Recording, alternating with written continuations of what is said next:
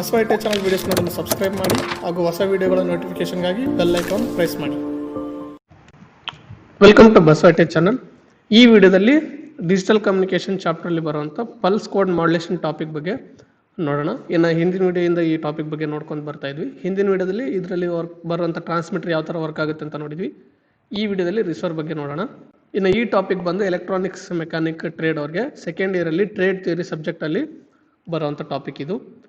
So ಇನ್ನು digital communication ಚಾಪ್ಟರಲ್ಲಿ ಏನೇನು main topics ಬರುತ್ತೆ ಅಂತ ನೋಡಿದ್ರೆ, ಮೊದಲಿಗೆ ಇಂಟ್ರೊಡಕ್ಷನ್ ಇತ್ತು and pulse code modulation, digital coding of analogue signals, digital modulation techniques and multiplexing techniques. ಇದಿಷ್ಟು ಮೇನ್ ಟಾಪಿಕ್ಸ್ ಬರುತ್ತೆ ಡಿಜಿಟಲ್ ಕಮ್ಯುನಿಕೇಷನ್ ಚಾಪ್ಟರಲ್ಲಿ. ಇದನ್ನು ಈಗಾಗಲೇ ಇಂಟ್ರೊಡಕ್ಷನ್ ಬಗ್ಗೆ ನಾವು ನಿನ್ನೆ 2 ವಿಡಿಯೋಗಳಲ್ಲಿ ನೋಡಿದ್ವಿ. ಸೊ ಆ ವಿಡಿಯೋ ಲಿಂಕ್ನ ನಾನು ಡಿಸ್ಕ್ರಿಪ್ಷನ್ ಬಾಕ್ಸಲ್ಲಿ ಹಾಕಿರ್ತೀನಿ ಆ್ಯಂಡ್ ಮೇಲೆ ಐ ಬಟನಲ್ಲಿ ಕೂಡ ಕ್ಲಿಕ್ ಮಾಡಿ ನೀವು ನೋಡ್ಬೋದು. ಸೊ ಇನ್ನು ಇವತ್ತಿನ ವಿಡಿಯೋ ಬಗ್ಗೆ ನೋಡಿದ್ರೆ ಪಲ್ಸ್ ಕೋಡ್ ಮಾಡ್ಯುಲೇಷನ್ದು ಅದರಲ್ಲಿ ಬರುವಂಥ PCM ರಿಸೀವರ್ ಬಗ್ಗೆ ನೋಡೋಣ. ಸೊ ಇನ್ನು ಇದ್ರಲ್ಲಿ ಬರುವಂಥ ಟ್ರಾನ್ಸ್ಮಿಟರ್ ಸೆಕ್ಷನ್ ಬಗ್ಗೆ ಇದಕ್ಕಿಂತ ಮುಂಚೆ ಮಾಡಿದಂಥ ವಿಡಿಯೋದಲ್ಲಿ ನಾವು ನೋಡಿದ್ವಿ ಯಾವ ಥರ ವರ್ಕ್ ಆಗುತ್ತೆ ಅಂತ.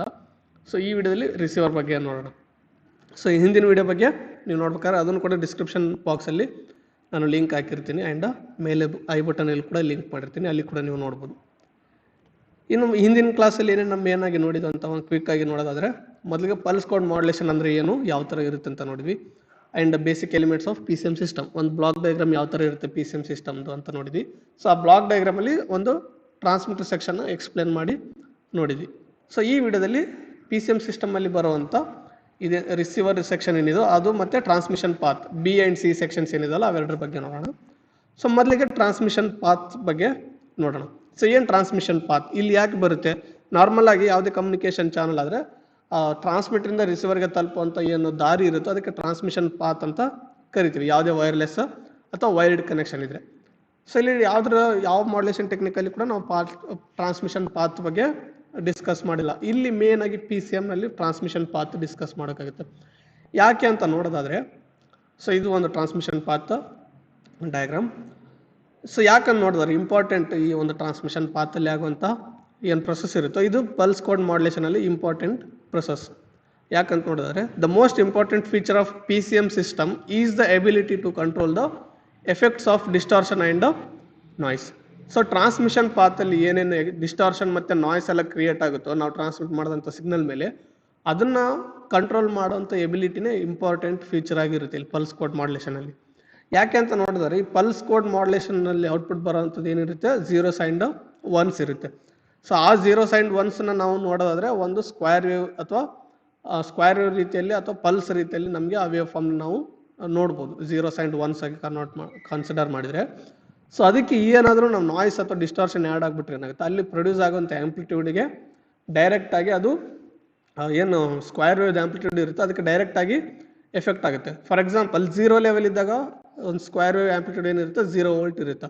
ಸೊ ಅದಕ್ಕೆ ಏನಾದ್ರು ಡಿಸ್ಟಾರ್ಷನ್ ಆ್ಯಡ್ ಆಗಿ ಅಲ್ಲಿ 1 ಅಂತ ಆಗ್ಬಿಟ್ರೆ, ಅಂದರೆ 1 ಏನಿರುತ್ತೋ ಆ್ಯಂಪ್ಲಿಟ್ಯೂಡ್ ಆ ಲೆವೆಲ್ವರೆಗೆ ನಾಯ್ಸ್ ಅಥವಾ ಡಿಸ್ಟಾರ್ಷನ್ ಆ್ಯಡ್ ಆಗಿ ಆ ಲೆವೆಲ್ವರೆಗೆ ಹೋಗ್ಬಿಟ್ರೆ ವೇವ್, ಅಲ್ಲಿ ಏನಾಗುತ್ತೆ 0 ಇರೋದು ಕೂಡ 1 ಆಗಿಬಿಡುತ್ತೆ.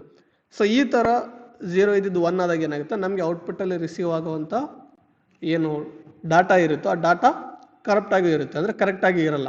ಯಾವ ಥರ ಒರಿಜಿನಲ್ ಆಗಿ ಟ್ರಾನ್ಸ್ಮಿಟ್ ಮಾಡಿರ್ತಾರೋ ಆ ರೀತಿ ಕರೆಕ್ಟಾಗಿ ಇರಲ್ಲ. ಸೊ ಹಂಗಾದಾಗ ಏನಾಗುತ್ತಾ, ಈ ಟ್ರಾನ್ಸ್ಮಿಷನ್ ಪಾತಲ್ಲಿ ಏನೇನು ಡಿಸ್ಟರ್ಬೆನ್ಸ್ ಆ್ಯಡ್ ಆಗುತ್ತೋ ಅದನ್ನು ಕಂಟಿನ್ಯೂಸ್ ಆಗಿ ನಾವು ಅದು ಡಿಸ್ಟಾರ್ಷನ್ ಅಥವಾ ನಾಯ್ಸ್ನ ಕಂಟ್ರೋಲ್ ಮಾಡ್ಕೊತ ಹೋಗ್ಬೇಕಾಗುತ್ತೆ. ಟ್ರಾನ್ಸ್ಮಿಷನ್ ಪಾತಲ್ಲಿ ಕೂಡ ರಿಸೀವ್ ಮಾಡ್ಕೊಂಡಾಗಲ್ಲ, ಟ್ರಾನ್ಸ್ಮಿಷನ್ ಪಾತಲ್ಲಿ ಕೂಡ. ಸೊ ನೆಕ್ಸ್ಟ್ ಇದ್ರ ಸಲಾಗಿ ಏನು ಮಾಡ್ತಾರೆ ಅಂದರೆ, A PCM signal may be reconstructed from the distorted and ನಾಯ್ಸಿ input by means of regenerative repeaters. So ಈ ಟ್ರಾನ್ಸ್ಮಿಷನ್ ಪಾತಲ್ಲಿ ಏನು ಮಾಡಿರ್ತಾರೆ, ಅಲ್ಲಿ ರೀಜನರೇಟಿವ್ ರಿಪೀಟರ್ಸ್ ಅಂತ ಹಾಕಿರ್ತಾರೆ. ಈ ರೀಜನರೇಟಿವ್ ರಿಪೀಟರ್ಸ್ ಏನು ಮಾಡ್ತವೆ, ಡಿಸ್ಟಾರ್ಟೆಡ್ PCM ಏನಿರ್ತಾವೆ, ಅಂದರೆ ಡಿಸ್ಟಾರ್ಷನ್ ಅಥವಾ ನಾಯ್ಸ್ ಆ್ಯಡ್ ಆಗಿರೋಂಥ ಪಲ್ಸ್ ಕೋಡ್ ಮಾಡ್ಯುಲೇಟೆಡ್ ವೇವ್ ಏನಿರುತ್ತೋ ಅದನ್ನು ತೊಗೊಂಡು ಏನು ಮಾಡುತ್ತೆ, ಅದನ್ನು ಮತ್ತೆ ರೀಕನ್ಸ್ಟ್ರಕ್ಟ್ ಮಾಡುತ್ತೆ. ರೀಕನ್ಸ್ಟ್ರಕ್ಟ್ ಮಾಡಿ ಅಂದರೆ ಸ್ಮಾರ್ಟಾಗಿ ಒಂದು ಡಿಸಿಷನ್ನ ತೊಗೊಳುತ್ತೆ. ಅಂದರೆ ಒಂದು ಪರ್ಟಿಕ್ಯುಲರ್ ಏನು ಪಲ್ಸ್ ಬರ್ತಾ ಇದನ್ನು ಅದು 1 ಇರಬೇಕಾ ಅಥವಾ 0 ಇರಬೇಕಾ ಅಂತ ಈ ರೀಜನರೇಟಿವ್ ರಿಪೀಟರ್ ಏನು ಮಾಡುತ್ತೆ, ಸ್ಮಾರ್ಟಾಗಿ ಡಿಸಿಷನ್ ತೊಗೊಂಡು ಅಲ್ಲಿ ಉಂಟಾಗಿದ್ದಂಥ ನಾಯ್ಸನ್ನು ಕ್ಲಿಯರ್ ಮಾಡುತ್ತೆ. ಸೊ ಇದು ಟ್ರಾನ್ಸ್ಮಿಷನ್ ಪಾತಲ್ಲಿ ಅಲ್ಲಿ ಕಂಟಿನ್ಯೂಸ್ ಆಗಿ ಹಾಕ್ಕೊಂಡು ಹೋಗಿರ್ಬೇಕು, ಎಲ್ಲಿವರೆಗೂ ರಿಸೀವರ್ ಇರುತ್ತೋ ಅಲ್ಲಿವರೆಗೂ ಹಾಕಿರ್ಬೇಕಾಗುತ್ತೆ ಇಟ್ಟನ್ನು. ನೆಕ್ಸ್ಟ್ ಇದರಲ್ಲಿ ಮೇನ್ 3 ಟಾಸ್ಕ್ ಆಗುತ್ತೆ. ಒಂದು ಈಕ್ವಲೈಸೇಷನ್, ಇನ್ನೊಂದು ಟೈಮಿಂಗ್ ಆ್ಯಂಡ್ ಮೂರನೇದು ಡಿಸಿಷನ್ ಮೇಕಿಂಗ್. ಸೊ ಮೊದಲಿಗೆ ಈಕ್ವಲೈಸೇಷನ್ ಏನು ಅಂದರೆ it is a process of compensating for the effects of amplitude and phase distortion produced by the channel. So ಈ ಟ್ರಾನ್ಸ್ಮಿಷನ್ ಚಾನಲಲ್ಲಿ ಅಥವಾ ಟ್ರಾನ್ಸ್ಮಿಷನ್ ಪಾತಲ್ಲಿ ಏನು ಆ್ಯಂಪ್ಲಿಟ್ಯೂಡಲ್ಲಿ ಏನು ಡಿಸ್ಟಾರ್ಷನ್ ಆ್ಯಡ್ ಆಗಿರುತ್ತೋ ಅದನ್ನು ಕ್ಲಿಯರ್ ಮಾಡೋವಂಥ ಕೆಲಸ ಯಾವುದ್ರದ್ದು ಅಂದರೆ ಈಕ್ವಲೈಸೇಷನ್. ಅದನ್ನು ಕ್ಲಿಯರ್ ಮಾಡೋ ಕೆಲಸಕ್ಕೆ ನಾವು ಈಕ್ವಲೈಸೇಷನ್ ಅಂತ ಕರಿತೀವಿ. ಇನ್ನು ಟೈಮಿಂಗ್ ಅಂತ ತೊಗೊಂಡ್ರೆ ಇಲ್ಲಿ ಏನು ಟೈಮ್ ಇರುತ್ತೋ ಪರ್ ಪಲ್ಸಿಂದು ಆ ಟೈಮಲ್ಲಿ ಏನಾದ್ರು ಡಿಸ್ಟರ್ಬೆನ್ಸ್ ಆದರೆ ಈ ಟೈಮಿಂಗ್ ಸೆಕ್ಷನ್ ಏನು ಮಾಡುತ್ತೆ ಅದನ್ನು ಕ್ಲಿಯರ್ ಮಾಡುತ್ತೆ. ಟೈಮಿಂಗ್ ಸೆಕ್ಷನಲ್ಲಿ ಏನು ಡಿಸ್ಟರ್ಬೆನ್ಸ್ ಇರುತ್ತೋ ಅದನ್ನು ಕಂಪ್ಲೀಟಾಗಿ ಕ್ಲಿಯರ್ ಮಾಡುತ್ತೆ.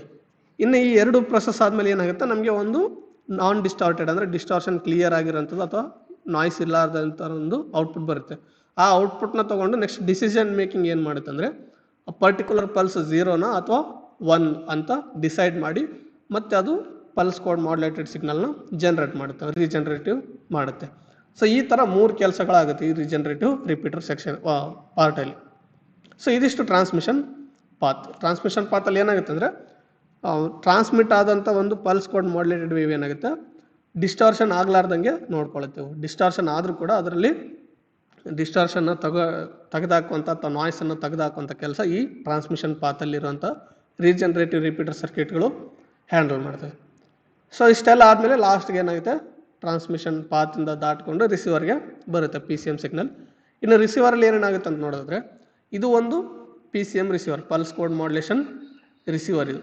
ಸೊ ಇಲ್ಲಿಂದ ಏನು ಬರುತ್ತೆ ಚಾನಲಿಂದ ಇನ್ಪುಟ್ ಬರುತ್ತೆ. ಚಾನಲ್ ಅಂದರೆ ಏನು ಟ್ರಾನ್ಸ್ಮಿಷನ್ ಚಾನಲ್ ಇತ್ತೋ ಅದೇ ಒಂದು ಟ್ರಾನ್ಸ್ಮಿಷನ್ ಚಾನಲಿಂದ ಇನ್ಪುಟ್ ಆಗಿ ಬರುತ್ತೆ PCM ರಿಸೀವರ್ಗೆ. ಸೊ ಮೊದಲಿಗೆ ಬರೋದೇ ರೀಜನರೇಷನ್ ಸರ್ಕ್ಯೂಟ್. ಅಗೇನ್ ಟ್ರಾನ್ಸ್ಮಿಷನ್ ಪಾತಲ್ಲಿ ಏನಿತ್ತು ರೀಜನರೇಟಿವ್ ರಿಪೀಟರ್ ಅದೇ ರೀತಿ ಕೆಲಸ ಕೂಡ ಈ ರೀಜನರೇಷನ್ ಸರ್ಕ್ಯೂಟ್ ಕೆಲಸ ಮಾಡುತ್ತೆ. ಇದರಲ್ಲಿ ಕೂಡ ಏನಾದ್ರು ನಾವು ರಿಸೀವ್ ಮಾಡ್ಕೊಂಡಂಥ ವೇವಲ್ಲಿ ನಾಯ್ಸ್ ಇತ್ತು ಅಂದರೆ ಆ ನಾಯ್ಸನ್ನು ತೆಗೆದಾಕಿ ಪರ್ಟಿಕ್ಯುಲರ್ ಪಲ್ಸ್ 0ನ ಅಥವಾ 1 ಅಂತ ಡಿಸೈಡ್ ಮಾಡಿ ಔಟ್ಪುಟ್ ಕೊಡುತ್ತೆ. ಸೊ ಅದಿಷ್ಟು ರೀಜನರೇಟಿವ್ ಕೆಲಸ. ನೆಕ್ಸ್ಟ್ ರೀಜನರೇಟ್ ಆಗಿದ್ದಂಥ ಏನು ಡಾಟಾ ಇರುತ್ತೋ 0s and 1 ಡಾಟಾ ಅದನ್ನು ನೆಕ್ಸ್ಟ್ ಡಿಕೋಡರ್ ಸೆಕ್ಷನ್ಗೆ ಇನ್ಪುಟ್ ಆಗಿ ಬರುತ್ತೆ. ಸೊ ಈ ಡಿಕೋಡರ್ ಏನು ಮಾಡುತ್ತೆ ಅಂದರೆ it performs the inverse operation of the encoder. So encoder ಏನು ಕೆಲಸ ಮಾಡ್ತಿತ್ತಲ್ಲ ಟ್ರಾನ್ಸ್ಮಿಟರ್ ಸೆಕ್ಷನಲ್ಲಿ ಅದರ ರಿವರ್ಸ್ ಕೆಲಸನ ಇದು ಮಾಡುತ್ತೆ. ಸೊ ಅಂದರೆ ಎನ್ಕೋಡರ್ ಏನು ಮಾಡ್ತಿತ್ತು ಕ್ವಾಂಟೈಸ್ಡ್ ವ್ಯಾಲ್ಯೂ ತೊಗೊಂಡು ಅದಕ್ಕೆ ಒಂದು ಡಿಜಿಟಲ್ ಡಾಟನ ಅಸೈನ್ ಮಾಡ್ತಾ ಇತ್ತು. ಯಾವುದು decoder circuit, encoder circuit. So ಈ ಡಿಕೋಡರ್ ಏನು ಮಾಡುತ್ತೆ ಅಂದರೆ ಈ ಡಿಜಿಟಲ್ ಡಾಟಾನ ಅಂದರೆ ಬೈನರಿ ನಂಬರ್ನ ತೊಗೊಂಡು ಅದನ್ನು ಕ್ವಾಂಟೈಸೇಷನ್ ವ್ಯಾಲ್ಯೂ ಯಾವ ಥರ ಇರ್ತಿತ್ತಲ್ಲ ಆ ರೀತಿ ಔಟ್ಪುಟ್ನ ಪ್ರೊಡ್ಯೂಸ್ ಮಾಡುತ್ತೆ ಈ ಡಿಕೋಡರ್. ಸೊ ಇದ್ರ ಸಲುವಾಗಿ ಏನು ಮಾಡ್ತಾರೆ ಇಲ್ಲಿ ಡಿಕೋಡರ್ ಸರ್ಕ್ಯೂಟ್ನ ಯೂಸ್ ಮಾಡ್ತಾರೆ. ಬೈನರಿ ಸ್ಟ್ರೀಮ್ ಇದ್ದಿದ್ದನ್ನು ತೊಗೊಂಡು ಏನು ಮಾಡುತ್ತೆ ಡಿಸ್ಕ್ರೀಟ್ ಆಂಪ್ಲಿಟ್ಯೂಡ್ಸ್ ಆಗಿ ಕನ್ವರ್ಟ್ ಮಾಡುತ್ತೆ. ನೆಕ್ಸ್ಟ್ ಈ ಥರ ಡಿಸ್ಕ್ರೀಟ್ ಆಂಪ್ಲಿಟ್ಯೂಡ್ ಇರೋಂಥ ಸ್ಕ್ವೇರ್ ವೇವ್ ಔಟ್ಪುಟ್ ಬಂದಾಗ ಏನಾಗುತ್ತಾ ರೀಕನ್ಸ್ಟ್ರಕ್ಷನ್ ಫಿಲ್ಟರ್ಗೆ ಇನ್ಪುಟ್ ಆಗಿ ಬರುತ್ತೆ ಡಿಕೋಡರಿಂದ ಔಟ್ಪುಟ್. ಸೊ ಈ ರೀಕನ್ಸ್ಟ್ರಕ್ಷನ್ ಫಿಲ್ಟರ್ ನಾರ್ಮಲ್ ಆಗಿ ಲೋ ಪಾಸ್ ಫಿಲ್ಟರ್ ಸರ್ಕ್ಯೂಟ್ ಇರುತ್ತೆ which recovers the message signal from a discrete signal received from decoder. ಡಿಕೋಡರಿಂದ ಬಂದಂಥ ಡಿಸ್ಕ್ರೀಟ್ ಸಿಗ್ನಲ್ನ ತೊಗೊಂಡು ಇದೇನು ಮಾಡುತ್ತೆ ಒಂದು ಅನಲಾಗ್ ಸಿಗ್ನಲ್ ಆಗಿ ಮತ್ತೆ ರೀಕನ್ಸ್ಟ್ರಕ್ಟ್ ಮಾಡುತ್ತೆ ಒಂದು ಸಿಗ್ನಲ್ನ. ಸೊ ಈ ಥರ ರೀಕನ್ಸ್ಟ್ರಕ್ಷನ್ ಆದಮೇಲೆ ನೆಕ್ಸ್ಟ್ ಡೆಸ್ಟಿನೇಷನ್ ಕಳಿಸುತ್ತೆ. ಡೆಸ್ಟಿನೇಷನ್ ಏನಂದರೆ ಔಟ್ಪುಟ್ ಡಿವೈಸ್ ಆಗಿರುತ್ತೆ. ಫಾರ್ ಎಕ್ಸಾಂಪಲ್ ಸೌಂಡ್ ಆಗಿದ್ರೆ ಅಲ್ಲಿ ಸ್ಪೀಕರ್ನ ಯೂಸ್ ಮಾಡಿರ್ತೀವಿ. ಪಿಕ್ಚರ್ ಅಥವಾ ಬೇರೆ ಏನೋ ಡಿಸ್ಪ್ಲೇ ಮಾಡೋದಾಗಿತ್ತಂದ್ರೆ ಅಲ್ಲಿ ಡಿಸ್ಪ್ಲೇ ಅಥವಾ ಮಾನಿಟರ್ಸ್ನ ಯೂಸ್ ಮಾಡಿರ್ತೀವಿ. ಅಥವಾ ಬೇರೆ ಬೇರೆ ಡಿವೈಸ್ನ ಕಂಟ್ರೋಲ್ ಮಾಡೋದಾಗಿತ್ತಂದ್ರೆ ಆ ಡೆಸ್ಟಿನೇಷನ್ ಪ್ಲೇಸಲ್ಲಿ ಬೇರೆ ಬೇರೆ ಡಿವೈಸ್ಗಳನ್ನ ಅಟ್ಯಾಚ್ ಮಾಡಿರ್ತೀವಿ. ಸೊ ಇದಿಷ್ಟು PCM ರಿಸೀವರ್. ಸೊ ಈ ವಿಡಿಯೋದಲ್ಲಿ ಇದಿಷ್ಟು ಟ್ರಾನ್ಸ್ಮಿಷನ್ ಪಾತ್ ಮತ್ತು PCM ರಿಸೀವರ್. ಸೊ ಇನ್ನು ಮುಂದಿನ ವಿಡಿಯೋದಲ್ಲಿ ಏನು ಮಾಡೋಣ digital coding of analogue signals ಬಗ್ಗೆ ನೋಡೋಣ. ಸೊ ಇದು ಇವತ್ತಿನ 2 ವಿಡಿಯೋಗಳು, ಒಂದು PCM ಟ್ರಾನ್ಸ್ಮಿಟರ್ ಆ್ಯಂಡ್ ಇನ್ನೊಂದು PCM ರಿಸೀವರ್. ಸೊ ಇದರಲ್ಲಿ ನಾವು ಕಂಪ್ಲೀಟಾಗಿ ಪಲ್ಸ್ ಕೋಡ್ ಮಾಡ್ಯುಲೇಷನ್ ಯಾವ ರೀತಿ ಕೆಲಸ ಮಾಡುತ್ತೆ ಅಂತ ನೋಡಿದ್ವಿ. ಆ್ಯಂಡ್ ಮುಂದಿನ ಕ್ಲಾಸಲ್ಲಿ ಇದರಲ್ಲಿ ಏನು 3 ಪ್ರೊಸೆಸ್ ಬಂದು ಒಂದು ಅನಲಾಗ್ ಸಿಗ್ನಲ್ಲು ಕಂಪ್ಲೀಟಾಗಿ ಡಿಜಿಟಲ್ ಕನ್ವರ್ಟ್ ಆಗಬೇಕಂದ್ರೆ 3 ಪ್ರೊಸೆಸ್ ಬರುತ್ತೆ ಅಂತ ಹಿಂದಿನ ವಿಡಿಯೋದಲ್ಲಿ ಹೇಳಿದ್ವಿ. ಯಾವುದ್ಯಾವುದಂದರೆ ಒಂದನೇದು ಸ್ಯಾಂಪ್ಲಿಂಗ್, ಎರಡನೇದು ಕ್ವಾಂಟೈಸೇಷನ್, ಮೂರನೇದು ಎನ್ಕೋಡಿಂಗ್. ಈ 3 ಪ್ರೊಸೆಸ್ ಮುಖಾಂತರ ಏನಾಗುತ್ತೆ ಒಂದು ಅನಲಾಗ್ ಸಿಗ್ನಲ್ ಒಂದು ಡಿಜಿಟಲ್ ಬೈನರಿ ಕೋಡ್ ಆಗಿ ಕನ್ವರ್ಟ್ ಆಗುತ್ತೆ. ಸೊ ಅದು ಯಾವ ಥರ ಆಗುತ್ತೆ ಅಂತ ಒಂದು ಡೀಟೇಲ್ಡ್ ಪ್ರೊಸೆಸ್ಸಲ್ಲಿ ಮುಂದಿನ ವಿಡಿಯೋದಲ್ಲಿ ಡಿಜಿಟಲ್ ಕೋಡಿಂಗ್ ಆಫ್ ಅನಲಾಗ್ ಸಿಗ್ನಲಲ್ಲಿ ನೋಡೋಣ. ಸೊ ಇನ್ನು ಈ ವಿಡಿಯೋದಲ್ಲಿ ಇದಿಷ್ಟು. ಸೊ ಈ ವಿಡಿಯೋ ನಿಮ್ಗೆ ಇಷ್ಟ ಆಗಿದ್ರೆ ಲೈಕ್ ಮಾಡಿ, ಶೇರ್ ಮಾಡಿ. ಆ್ಯಂಡ್ ಈ ವಿಡಿಯೋ ಬಗ್ಗೆ ನಿಮ್ಗೆ ಏನಾದರೂ ಡೌಟ್ಸ್ ಇದ್ದರೆ ಕಮೆಂಟ್ ಬಾಕ್ಸಲ್ಲಿ ಕಮೆಂಟ್ ಮಾಡಿ. ಬಸವೈಟೆ ಚಾನಲ್ನ ಸಬ್ಸ್ಕ್ರೈಬ್ ಮಾಡಿ, ಪಕ್ಕದಲ್ಲಿರುವಂಥ ಬೆಲ್ ಐಕಾನ್ ಪ್ರೆಸ್ ಮಾಡಿ, ಆಲ್ ಅಂತ ಕ್ಲಿಕ್ ಮಾಡಿ. ಈ ಥರ ಮಾಡಿದಾಗ ಏನಾಗುತ್ತೆ ನಾವು ಅಪ್ಲೋಡ್ ಮಾಡೋಂಥ ಪ್ರತಿಯೊಂದು ವಿಡಿಯೋ ನೋಟಿಫಿಕೇಷನ್ ಕೂಡ ನಿಮ್ಮ ಮೊಬೈಲ್ಗೆ ಬಂದು ತಲುಪುತ್ತೆ. Thank you.